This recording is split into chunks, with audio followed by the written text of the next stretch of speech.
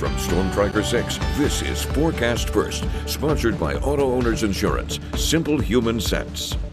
If you were out early this morning, you had some snowy conditions and slippery travel to deal with. A time lapse from our Capital Cam shows Michigan Avenue. At times a little snow cover, but then as the day progressed, snow got lighter. We were near 30 degrees, so a lot of that snow melted off our area roadways. Our current satellite radar shows just a few evening flurries. Otherwise, we'll see decreasing clouds later tonight.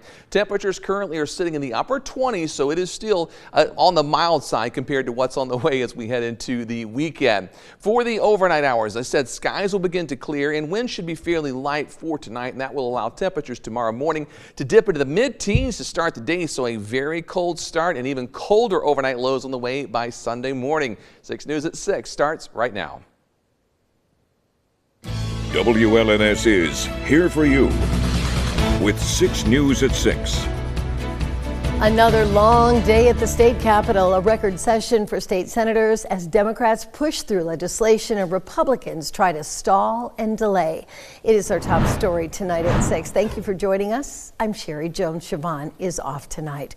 Michigan lawmakers pulled an all-nighter to wrap up the legislative session. The Senate worked through the night, passing key bills, but the session was not without drama. Zena Issa was at the Capitol today. She's here for you now with a look at how it all went down. Zena? The Michigan Senate was in session for more than 29 hours, pushing through dozens of bills. But many others died on the floor and will need to be reintroduced next year.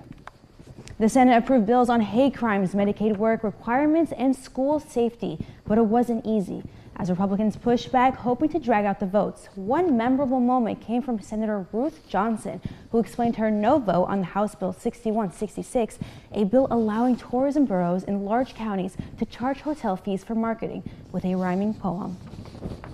Keep trying to raise taxes. Keep trying to raise them more. I'll keep getting up and giving no vote explanations on the floor. Go ahead and double taxes on hotel rooms if that's what you choose. But I know the longer we stay here, it's the people of Michigan that lose. Raising taxes throughout the day and night will give all your constituents such a terrible fright. The Senate session ended with unfinished business, including bills on government transparency and water affordability. As for the House, it was adjourned for the year yesterday after Republicans simply refused to meet. Thank you. Thank you, Zena. Denny Martin has stepped down as the president of U of M Health Sparrow Lansing, and he will continue to meet with patients until January 10th. Dr. Martin was named president of the hospital in April of 2022 and then again in September of 2023, with Margaret Diamond taking over for a few months in between before moving on to become the regional president.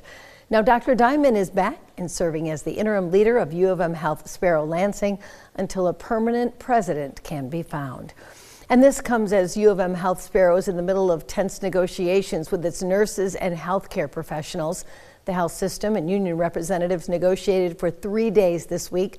The Nurses Association says progress was made on some secondary priorities, but there is still major disagreement on the biggest issues like competitive wages, safety in the workplace, and even affordable health care for hospital employees.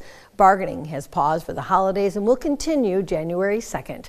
The union has authorized a strike if it becomes necessary.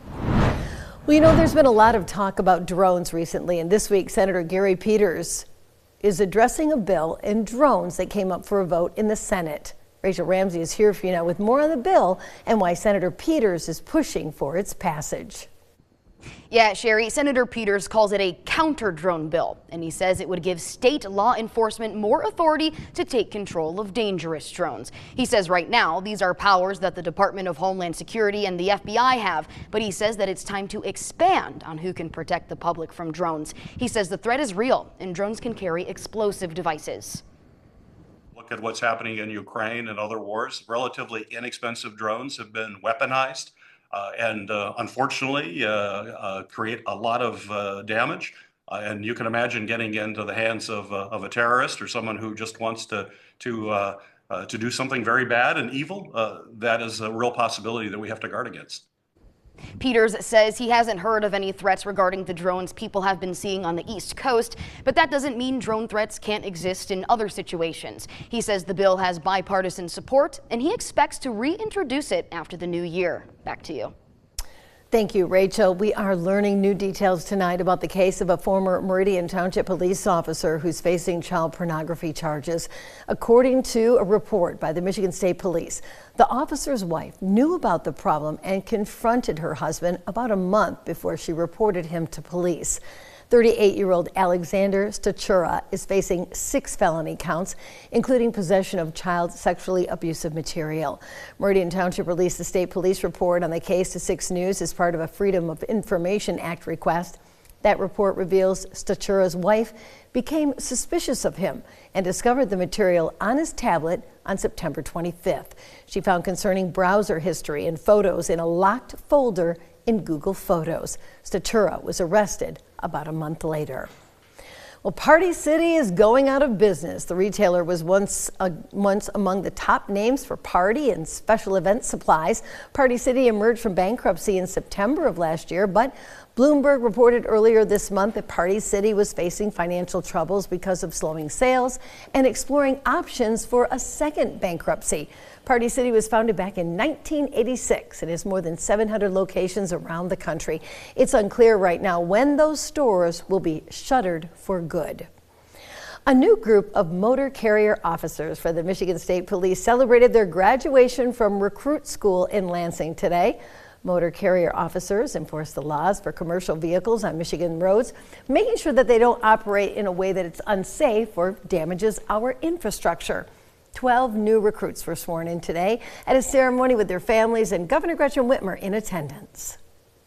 All 12 of you have unique experiences that led you to this moment. Whether you're the one who built a hydroplane in high school, the mom of 2 teen boys, or the recruit who helped build houses with Habitat for Humanity, remember this: when you're in the community and answering calls for service, it'll be your personal experiences that make you relatable to the Michiganders that you will serve. And those new motor carrier officers will be deployed to districts around the state, including 2 headed for the 1st district right here in the capital city. From Storm Tracker 6, this is Weather First, sponsored by Auto Owners Insurance. Simple human sense. Today, really the perfect kind of snow. Temperatures weren't all that cold outside, and some areas picked up in excess of 5 inches of accumulation. Unfortunately, a lot of it's not going to stick around for the upcoming Christmas holiday. Nonetheless, though, our holiday lights picture today comes to us out of the Jackson area from Jill with a beautiful little Datsun there with beautiful angel wings. I absolutely love. I need one of these in my yard for sure. There's still a little time to enter your home into our contest, your holiday decorations. Just head to WLNS.com/holiday-lights to enter for a chance to win the drive-through night lights, Christmas lights experience. Should be very cool, so good luck.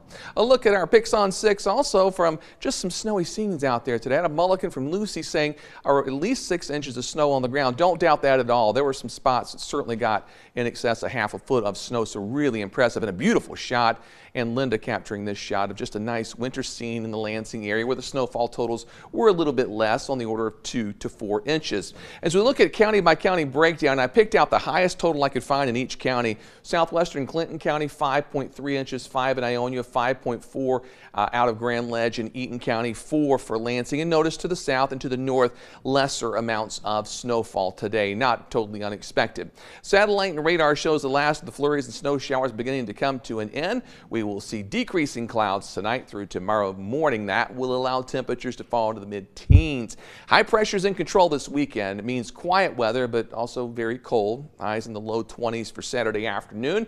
By Sunday morning, the high is almost overhead, so we'll see low temperatures in the single digits and then warm back into the mid-20s. And as this high slips a little further east Sunday night into Monday, that will start to push warmer temperatures back into the region, warm enough for some rain on Monday. Our Skyview network tonight tonight. Travel-wise, looks pretty good. Most of the main roads are in good shape. Temperature 28 degrees, high today 31. Peak wind up to 25 miles per hour, so there was a bit of a breeze with some of those snow showers and light snow events this morning. In Grand Ledge, we're at 28 degrees after a high of 30. Morning low was 27, one cooler than we are right now. Jackson Cam, you can see the roadways are in great shape. Temperature sitting at 28 degrees. That is the low. Today's high was up to 31 degrees. And finally in Hillsdale, well, we still got plenty of clouds around. Our current temperature at 29 after a high today of 32. From north to south, temperatures at or below freezing, so especially secondary roads, if it looks a little wet, just use some caution. There could be some patchy ice here or there, but no snow falling from the sky over the next couple of hours as that system continues to depart. Tonight's forecast, 16 the low with decreasing clouds, light northerly winds. Tomorrow, although it's going to be really cold, there's not a whole lot of wind around, so that part of the forecast looks good, but with mostly clear skies tomorrow night, by 9 or 10 o'clock, we're probably already falling into the single digits. The 6-day forecast after a very cold Saturday and Sunday. Monday is much warmer with rain or snow showers. Tuesday, Wednesday, upper 30s to near 40. Looks quiet. No major storm systems in the region. Next chance for precipitation will come in the form of rain next Friday and Saturday with highs in the 40s, and then a slow cooling trend as we get back to more seasonal levels by the middle of the following week. We're going to enjoy the snow while it's here because it makes your holiday lights look amazing. Doesn't it though? And I mean, you know, if you've got a sled, especially those areas like Mullican that's all 5 or 6 inches, you could do a little sledding this weekend. Well, there's a lot of parks still open right now that have sledding hills. Take advantage. You better believe it. And we love our annual Holiday Lights promotion. We're also happy about one of our favorite holiday traditions this year, and we're asking for your help. We'd like to recognize remarkable women here who make a difference for their families and the community. To nominate someone, just click on the Remarkable Women section of our website, WLNS.com, and then tell us all about the remarkable woman in your life. We'll pick 4 women and profile them during Women's History Month coming up in March. Today is the last day to nominate someone.